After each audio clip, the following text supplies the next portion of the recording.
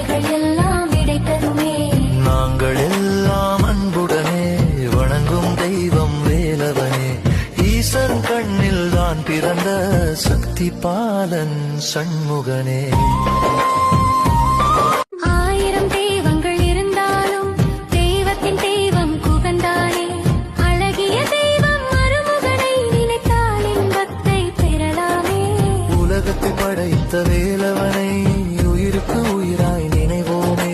நித்தமும் அவனுக்கு பூஜைகளை ஆனந்தம் கொண்டே செய்வோமே. முருகா என்றால் பயம் விடுமே, எங்கள் ஆனந்த வாழ்வில் பலம் வருமே. கந்தா என்றே கை தொழுமே, எங்கள் கவலைகள் எல்லாம் விடை தருமே. நாங்கள் எல்லாம் அன்புடனே வணங்கும் தெய்வம் வேலவனே.